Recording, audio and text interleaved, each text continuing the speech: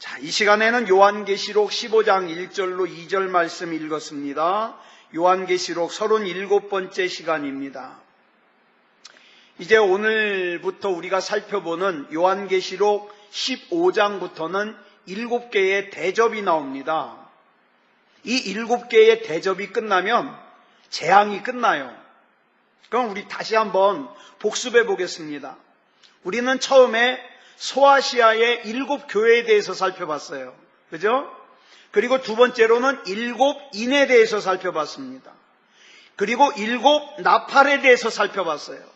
이제 7 대접에 대해서 살펴볼 겁니다. 그런데 우리가 이 7 대접을 들어가기 전에 먼저 이 요한계시록에 설명하는 방식을 우리가 이해해야 될 필요가 있어요.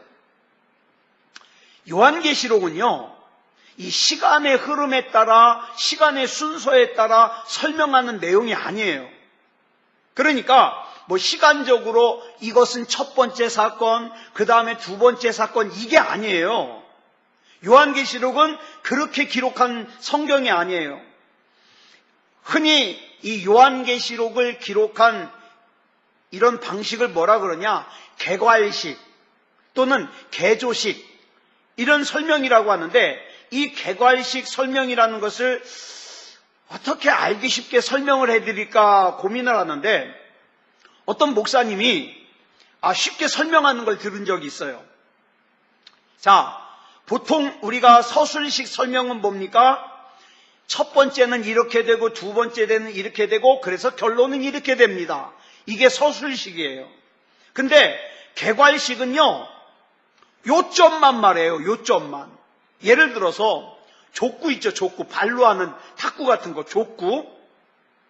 이 족구를 백과사전을 찾아보면 이렇게 설명되어 있습니다. 족구는 공을 사용해서 각 팀 4명, 우수비, 좌수비, 세터, 공격수, 이 4명이 네트를 사이에 두고 발과 머리만, 그리고 무릎 미만, 턱 이상, 이걸 사용해서 수비와 공격을 주고받는 스포츠이며 대한민국에서 최초로 시작된 구기 종목이다, 이렇게 나와 있어요. 그러니까 족구는요, 우리나라에서 생긴 거예요. 우리나라에서. 그 다음에 비슷한 스포츠로 중앙 유럽에서 1920년대에 생겨난 풋볼 테니스와 말레이시아에서 유래한 세팍 타크로가 있다, 이렇게 백과사전에 설명되어 있어요. 근데 이걸 갖다가 요한계시록을 기록한 개괄식 설명으로 하면 이렇게 돼요. 아주 딱딱하죠. 1. 4명 혹은 5명이 한다. 2. 발만 사용한다. 3. 팀워크가 좋아지게 하는데 효과가 있다. 4. 우리나라에서 생겼다. 이렇게 설명하는 게 개괄식이에요. 그러니까 이 개괄식은요, 그저 한 가지 주제만 집중적으로 설명하는 거예요. 한 가지 주제만. 자, 이와 같이 지금 저와 여러분이 살펴보고 있는 요한계시록에는요, 앞에서 말씀드린 대로 7 교회도 등장하고 7 인도 등장하고 7 나팔도 등장하고 이제 앞으로 7 대접도 등장을 하지만, 이게 복잡한 것 같지만 복잡한 게 아니에요. 이 모든 것이 결국 한 가지 주제에 초점을 맞추고 있어요. 그러니까 우리가 요한계시록을 보면서 말세에 무슨 전쟁이, 아마겟돈 전쟁이 일어나고 지진이 일어나고 태양이 빨개지고 비가 내리고 짐승의 표를 받는 등의 이런 일들이 일어난다 그러니까 무슨 공포영화 보는 것처럼, 그게 아니라, 거기에 두려움을 느낄 게 아니라 과연 이 말씀이, 이 메시지가 뜻하는 초점이 뭐냐, 이걸 찾아야 돼요. 이게 요한계시록을 잘 보는 거예요. 초점이 뭐냐? 자, 그러면 이 초점을 한번 보자고요. 초점. 본문 1절 보겠습니다. 시작. 또 하늘에 크고 이상한 다른 이적을 보매 7 천사가 7 재앙을 가졌으니 곧 마지막 재앙이라 하나님의 진노가 이것으로 마치리로다. 여기 보니까 다른 이적 그랬어요. 여러분, 이 이적이 앞에서 나왔어요, 안 나왔어요? 나왔어요. 헬라어로 세메이온, 이게 뭘 뜻한다 그랬냐면 하나님의 뜻, 하나님의 섭리, 하나님의 경영하는 그 방향을 알려주는 이정표라 그랬어요. 이정표. 이게 이적이에요. 세메이온. 그러니까 지금 이 본문에 나오는 이적, 이 세메이온은 하나님께서 무슨 일을 하실 것인가를 성도들에게 미리 보여주는 이정표예요. 길 잃어버리지 마라. 예? 괜히 신앙생활하다가 딴 데 신경 쓰다가 핵심을 잃어버리지 마라. 핵심. 자, 그러면 이 표지판이 뭘 보여주는가? 그 다음 말씀을 보니까 뭐라 그랬어요? 7 천사가 7 재앙을 가졌으니 곧 마지막 재앙이라. 이런 표현 때문에 요한계시록을 혼자 읽다가 자칫 잘못하면요 3,000포로 빠져버려요. 여기 나오는 이 마지막 재앙은요 순서상으로 마지막 재앙이라는 뜻이 아니에요. 이게 무슨 뜻이냐면 마지막 시기, 마지막 기회라는 거예요. 어떤 기회? 구원받을 수 있는. 예? 여러분, 마지막 시간과 마지막 시기는 글자 하나 차이인데요 뜻은 완전히 달라요. 예를 들어서 마지막 시간은요 시간의 흐름상 마지막이에요. 끝. 그런데 마지막 시기는요 개인마다 다 달라요.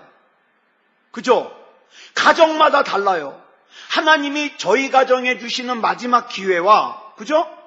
우리 곽권사님 가정에 주시는 마지막 기회와 우리 김재원 권사님 가정에 주시는 마지막 기회와 이순식 집사님 가정에 주시는 마지막 기회가 달라요. 그죠? 달라요.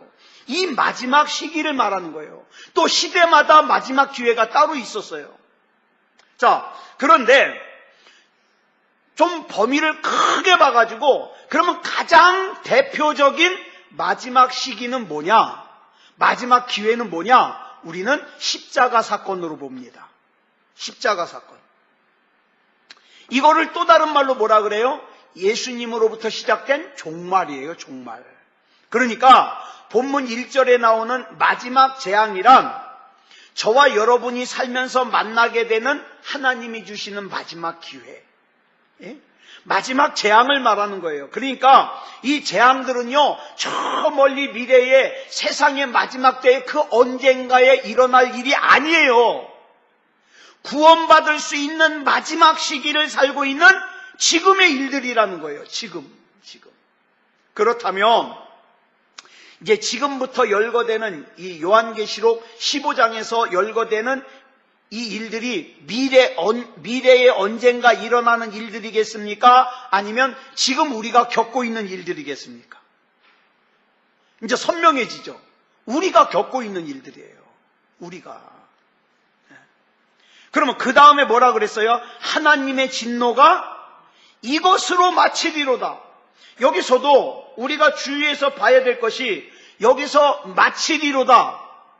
언뜻 보면은 끝난다는 뜻 같아요. 끝난다. 아니에요.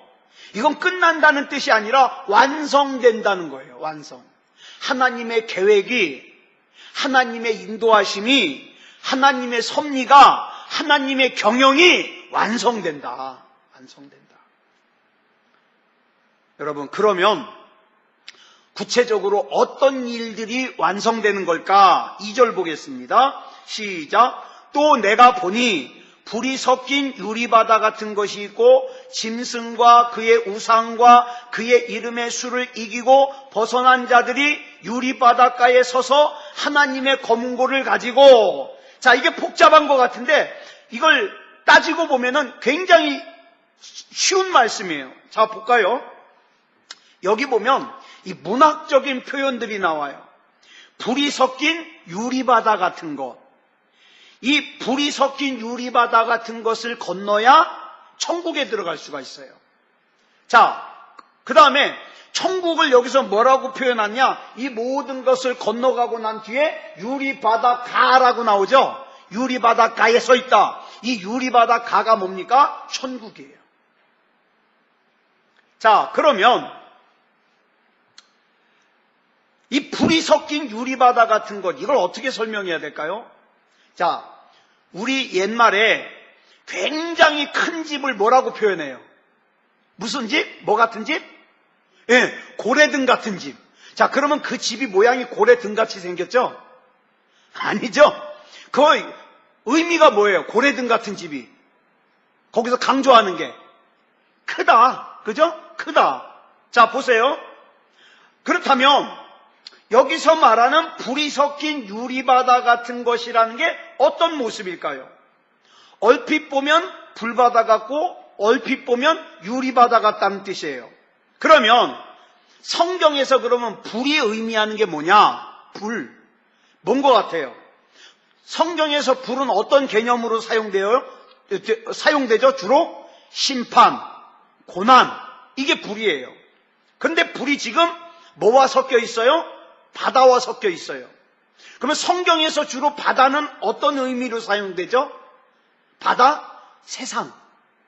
세상을 바다로 표현합니다. 근데 그 바다에 불이 섞여 있어요. 무슨 뜻이에요? 세상에 심판과 고난이 섞여 있다 이 말이에요. 저와 여러분이 살고 있는 세상이 그래요. 고난과 심판이 섞여 있어요. 예. 저희 누님이, 큰 누님이 지난 월요일이 한갑이에요. 그래서 이제 생일 같이 밥을 먹으면서 오면서 가면서 그런 얘기를 했어요. 누나, 나는 얼마 오래 살지 않았는데 참 살면 살수록 하나님 앞에서 잘 살아야 되겠다는 생각을 많이 한다고. 이 잘 살아야 되겠다는 게 뭐냐면은 뭐 부자로 살거나 큰 교회 목회하는 그 잘 사는 게 아니라 좀 하나님 마음에 조금이라도 드는 구석이 있는 그런 삶을 살고 싶다고. 이런 얘기들을 주고받았어요. 저희 누님은 그러더라고요. 내가 이제 한갑을 지나면서 하나님 앞에 그렇게 기도했대요. 하나님, 저 이제부터 1살입니다. 이제부터 새롭게 시작합니다. 정말 하나님 앞에서 예쁜 모습으로 살고 싶습니다. 그렇게 기도했다는 거예요. 자, 보세요. 저와 여러분이 살고 있는 이 세상은요, 뭐와 뭐가 섞여 있느냐? 심판과 고난이 섞여 있어요.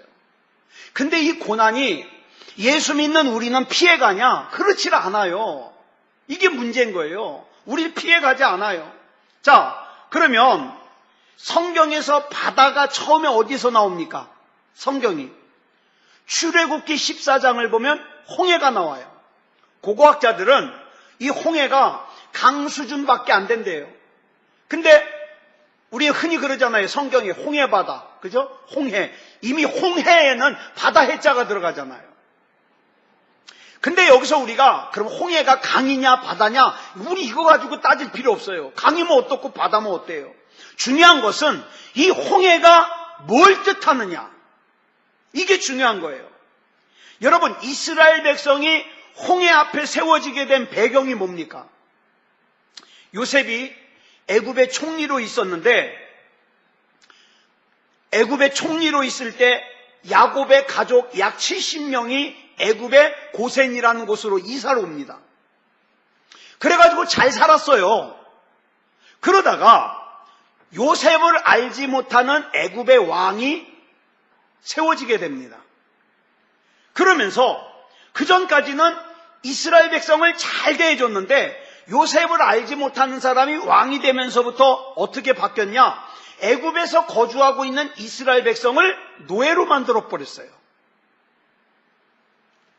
그러면서 이스라엘 백성이 감당해야 되는 노역이 너무너무 힘들어요. 여러분, 우리가 그래요. 세상 살면서 나는 세상을 잘 살아보려고 그랬는데 나는 세상에서 참 성공이라는 걸 해보려고 그랬는데 어느 순간에 보니까 내가 세상에 노예가 돼 있어요. 죽지 못해 살아요. 질질 끌려다녀요. 그래가지고 이스라엘 백성이 날 좀 구해달라고, 날 좀 살려달라고 하나님 앞에 부르짖기 시작합니다.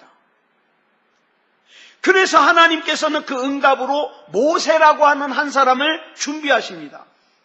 그런데 모세가 궁궐에서 40년 동안 훈련받고 미디안 광야에서 40년 동안 훈련받은 후 나이 80이 되었을 때 시내산의 가시떨기에서 불꽃 가운데 하나님을 만나죠. 자, 하나님의 부르심에 모세는 이렇게 투덜거립니다. 하나님, 내가 좀 더 젊어서 힘이 있을 때, 내가 좀 더 능력이 있을 때, 내가 왕궁에서 왕자로 살 때에는 내가 그렇게 날 좀 사용해달라 그래도 사용하지 않더니 이제 미디안 광야에서 내가 40년 동안 양치기 하느라고 몸도 늙었고 가진 것도 이 지팡이 하나밖에 없고 아무것도 할 수 없는 이런 상태가 되니까 뭘 지금 나를 사용한다 그러십니까? 그러면서 막 툴툴거려요.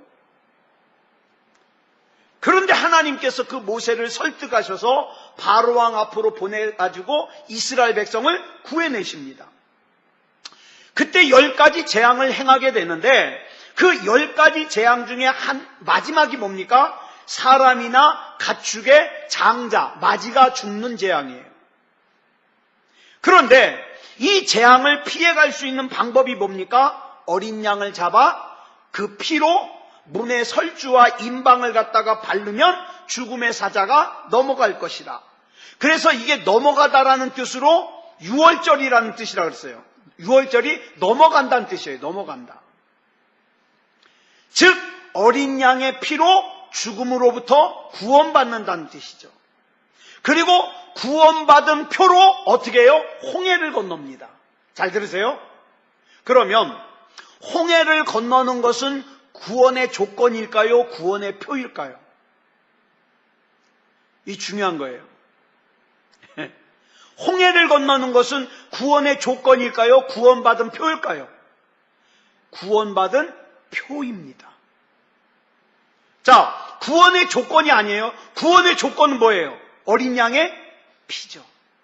자, 그런데 고린도전서 10장 2절을 보니까 홍해를 건너는 것을 뭐라고 설명했냐? 세례라고 설명했어요. 제가 전도사 때 그런 분들이 있었어요. 우리 신랑이 지금 죽어가고 있는, 죽을 병에 걸렸는데 신랑이 천국 갈 수 있도록 목사님 오셔가지고 세례 좀 해달라는 거예요. 세례 좀 받게 해달라는 거예요. 어우, 막 답답해요. 그게 아닌데 세례를 받으면 구원받고 세례 못 받으면 구원 못 받고가 아니잖아요. 세례는 뭡니까? 구원받은 표예요. 조건이 아니라. 예? 우리 새소만 교회는 잘 알잖아요. 예? 그러면 세례를 안 받은 분은 천국 못 가요? 아니요. 예수님 구주로 영접하면 천국 가요. 그러니까 우리가 여기서 헷갈리면 안 돼요. 자, 세례는 구원의 조건이 아니라 구원을 받았다는 표입니다. 자, 그렇게 출애굽을 한 이스라엘 백성이 모세의 인도로 가나안을 향하여 떠납니다. 자, 홍해를 건넜습니다. 자, 그런데 이스라엘 백성을 놓아보낸 애굽의 왕 바로가 곧바로 후회를 해요. 그래가지고 이스라엘 백성을 다시 붙잡아다가 종으로 부려먹으려고 잡으러 쫓아갑니다. 그때 이스라엘 백성이 그야말로 진퇴양난이죠. 앞으로도 갈 수 없고 앞에는 홍해가 가로막혀 있고 뒤에는 애굽의 병사가 쫓아오고. 이때 이스라엘 백성이 선택한 방법이 뭐냐? 돌멩이를 들어가지고 모세를 치려고 그랬어요. 원망하면서. 왜 우리를 여기까지 끌고 와서 죽게 만드느냐? 원망하고 불평했어요. 그런데 이때 하나님께서 모세를 통해서 출애굽기 14장 13절에서 이렇게 말씀하십니다. 시작. 너희는 두려워하지 말고 가만히 서서 여호와께서 오늘 너희를 위하여 행하시는 구원을 보라. 너희가 오늘 본 애굽 사람을 영원히 다시 보지 아니하리라. 그러고 홍해가 갈라져요. 그리고 이스라엘 백성이 그 갈라진 홍해 사이를 마른 땅으로 건넜다고 성경에 나오고 있습니다. 자, 그러면 이스라엘 백성이 홍해를 건넜어요. 그러면 애굽의 입장에서 보면 홍해 건너편에 누가 있어요? 이스라엘 백성이 있죠. 이스라엘 백성이 어디로 가고 있어요?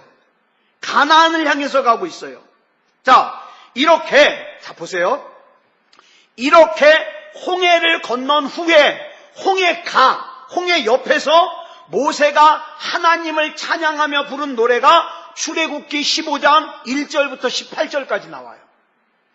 그리고 모세의 누이인 미리암이 소고를 치면서 하나님을 찬양한 것이 출애굽기 15장 19절부터 21절까지 나와요. 이게 출애굽기 15장의 내용이에요.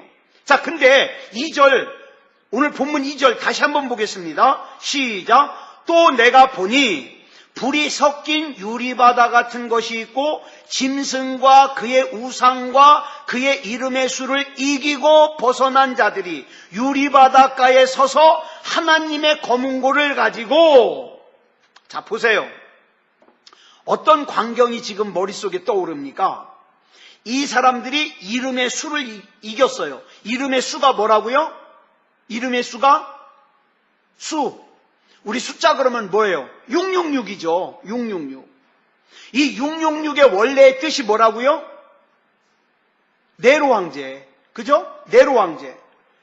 그렇지만 포괄적인 의미로는 무슨 뜻이라 그랬죠?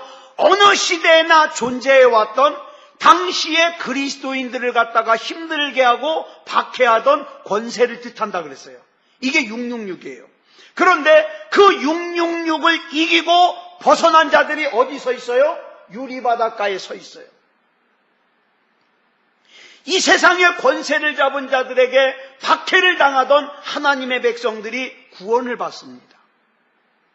여러분, 저와 여러분이 지금 잠시 세상을 사는데 불편하다고, 힘들다고, 세상과 짝하여 살면 이 바다를 건널 수가 없어요. 이 바다 가운데 몰살됩니다. 이 바다를 건널 수 있는 사람은 오직 어떤 사람이에요? 예수 그리스도를 구주로 영접하고 주님을 신뢰하고 믿음으로 사는 사람들이에요. 하나님, 내 눈으로 보기에는 절망적인 모습이지만 그러나 우리 하나님께서 나에게 가장 좋은 거 주실 줄 믿습니다. 나 하나님 신뢰합니다. 나 그 하나님 끝까지 따라갑니다. 이 믿음 가지고 살아가는 사람들, 이게 쉬워요? 쉽지 않아요. 마치 애굽의 왕인 바로의 손에서 건짐을 받은 이스라엘 백성들 같아요. 이렇게 벗어난 자들이 유리바닷가에 서서, 즉 바다 건너편에 서가지고 검은고를 타면서 하나님을 찬양하는 거예요. 마치 출애굽기 15장에서 모세가 찬양하고 미리암이 찬양하고 이스라엘 백성이 찬양했던 것처럼 그렇게 찬양하는 거예요. 자, 본문 3절 보겠습니다. 시작. 하나님의 종 모세의 노래, 어린 양의 노래를 불러 이르되 주 하나님 곧 전능하신 이시여 하시는 일이 크고 놀라우시도다. 만국의 왕이시여 주의 길이 의롭고 참되시도다. 이 내용은요, 출애굽기 15장의 찬양 내용을 요약한 거예요. 짧게. 근데 이 노래를 보면 세 가지 내용이 들어있어요. 세 가지 내용. 뭐냐? 첫째, 하나님이 행하시는 일이 크고 놀랍다. 여러분, 찬양이 뭡니까? 나 노래 잘 부르니까 막 화음 맞춰가면서 막 온갖 우렁찬 악기에 맞춰가지고 막 부르는 게 그런 거 찬양이에요? 아니요. 성경에서 말하는 진짜 찬양은요, 부르는 게 아니에요. 터져 나오는 거예요. 하나님이 너무 감사해서, 하나님의 은혜가 너무 감사해서, 하나님께서 행하신 그 크고 놀라운 구원의 행하심이 놀라워서 터져 나오는 거예요. 터져 나오는 거. 이 진짜 찬양이에요. 그 다음 두 번째로는 주님께서 행하신 일이 참되고 의롭다는 거예요. 아, 우리 주님은 정말 신실하시구나. 우리 주님은 정말 옳으시구나. 어떤 면에서요? 출애굽기 3장 7절을 보면 하나님께서 이렇게 말씀하십니다. 시작. 내가 애굽에 있는 내 백성의 고통을 분명히 보고 그들이 그들의 감독자로 말미암아 부르짖음을 듣고 그 근심을 알고. 자, 저와 여러분은 그 다음 알아요. 그래서 곧바로 구원하셨습니까? 아니요. 그들의 고통을 분명히 봤어요. 그들의 고통을 들었어요. 그렇다고 해서 곧바로 구원하신 게 아니라 하나님이 구원하시는 건 뭐에 근거를 두느냐? 출애굽기 2장 24절에 보니까 그 근거가 나와요. 시작. 아브라함과 이삭과 야곱에게 세운 그의 언약을 기억하사 구원하세요. 여러분, 오늘 중요한 거 말씀드립니다. 여러분들이 힘든 일 만났을 때, 어려운 일 만났을 때 하나님 앞에 난리법석을 친다 그래서 하나님이 그래 그러고서 역사하는 게 아니에요. 저와 여러분이 하나님과 나 사이에 약속이 있어야 돼요. 그 약속이 언제 주어지느냐? 평상시에. 평상시 내가 하나님의 말씀을 묵상하면서, 평상시에 내가 하나님을 예배하면서, 평상시에 내가 하나님 앞에 기도하면서 하나님과 나와 사이에 맺어진 그 약속, 하나님께서 그 약속을 기억하사 역사하시는 거예요. 그런데 이걸 모르는 사람들은 그냥 어려운 일 만났을 때 아버지 그래가지고 막 졸라가지고 자기 생각대로 안 되니까 아유 교회 다녀도 소용없네. 교회 다녀도 소용없는 게 아니라 너하고 하나님 사이에 약속이 없는 거예요. 교회만 왔다 갔다 했지. 그렇죠? 그러니까 하나님과 나 사이에 약속이 있어야 돼요. 약속이. 그래서 이거 분명히 기억하시자고요. 하나님은 보이는 것에, 들리는 것에, 알게 되는 것에 따라 움직이시는 것이 아니라 이미 하나님과 나 사이에 있었던 약속에 따라서 지금도 성실하게 움직이신다. 자, 그 다음 마지막 세 번째는 뭐냐면 그 앞에 이유들 때문에 천하만국이 하나님을 경배할 수밖에 없다는 것을 찬양하는 거예요. 제가 요새 야고보서를 읽었는데 야고보서를 읽다가 제가 좀 은혜를 받았습니다. 어떤 말씀이냐 하면 야고보서 2장 17절로 22절까지의 말씀이거든요. 우리 같이 한번 읽어볼까요? 시작. 이와 같이 행함이 없는 믿음은 그 자체가 죽은 것이라. 어떤 사람은 말하기를 너는 믿음이 있고 나는 행함이 있으니 행함이 없는 내 믿음을 내게 보이라. 나는 행함으로 내 믿음을 내게 보이리라 하리라. 네가 하나님은 한 분이신 줄 믿느냐? 잘하는도다. 귀신들도 믿고 떠느니라. 아, 허탄한 사람아, 행함이 없는 믿음이 헛것인 줄을 알고자 하느냐?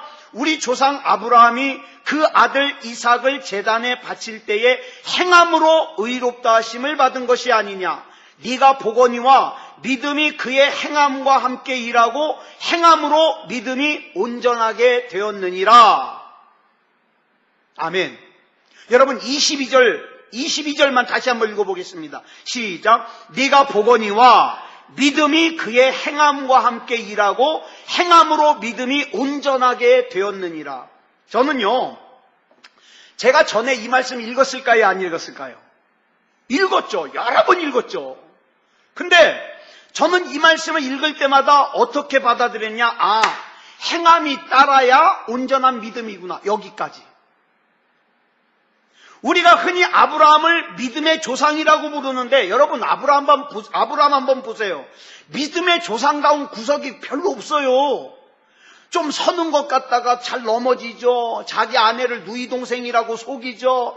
하나님께서 애굽에 가지 말라 그러는데 갔죠. 가라는 곳에는 안 가고 하란이라는 곳에는 오래 머물러 있고 정말 별 볼 일 없는 사람이 누구예요? 아브라함이에요.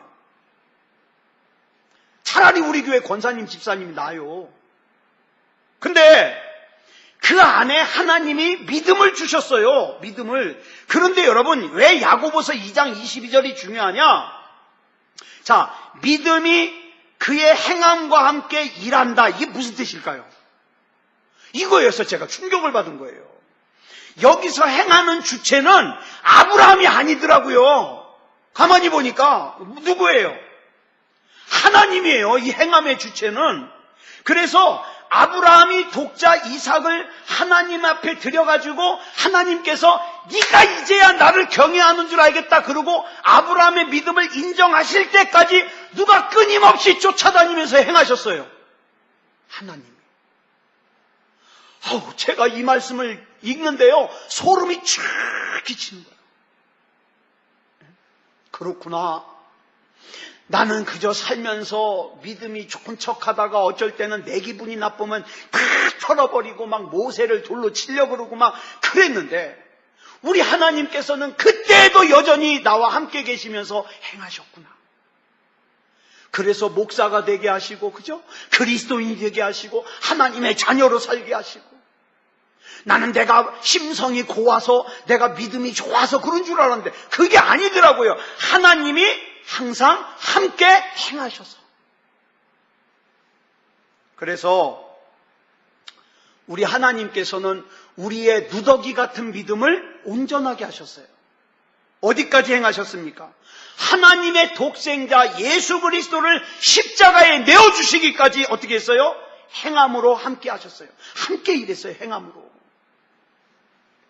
그래서 하나님의 행하심이 나의 믿음과 함께 일한다. 이걸 뭐라 그래요? 은혜라 그래요. 은혜. 이 은혜를 아는 사람이요 얼마나 귀한지 몰라요. 어떤 사람은요 암만 들어도 이 은혜를 몰라요. 낸 자기 필요한 것만 알지. 이 은혜를 아는 것은요 정말 하나님이 주시는 복이에요. 은혜를 아니까 믿음다운 믿음이 되는 거고, 믿음다운 믿음이 되니까 뭐예요? 예배다운 예배를 드릴 수 있는 거예요. 자, 그러면 앞에서 나온 노래의 세 가지 내용을 다시 한번 정리해 보겠습니다. 첫째, 전능하신 하나님께서 하시는 일이 크고 놀랍다. 두 번째, 그렇게 주님께서 행하신 일이 의롭다, 옳다. 하나님이 행하시는 일은 다 옳다. 세 번째, 그런 이유들 때문에 천하만국이 하나님을 경배할 수밖에 없다. 이 세 가지 주제. 그래서 하나님께서 그 불과 유리의 그 바다 건너편, 즉 천국에 들어간 성도들이 부르는 노래를 미리 보여주시는 거예요. 저와 여러분에게. 어떻게? 너희들도 이 세상 가운데에서 심판과 고난을 다 이기고 결국에는 저렇게 서서 천국에 서서 기쁨의 찬양을 부르게 될 거다. 미리 보여주시는 거예요. 그래서 우리가 부르는 찬양 중에 이런 찬양 있잖아요. 한번 불러볼까요? 시작. 약한 나로 강하게, 가난한 날 구하게, 눈먼 날 볼 수 있게 주 내게 행하셨네.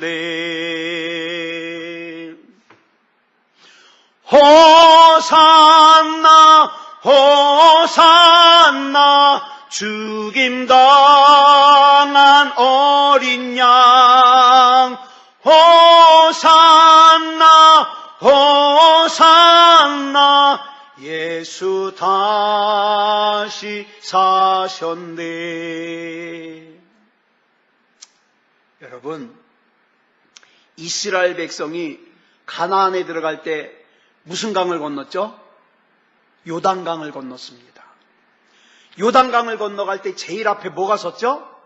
군인이 섰죠? 그럼 누가 섰죠?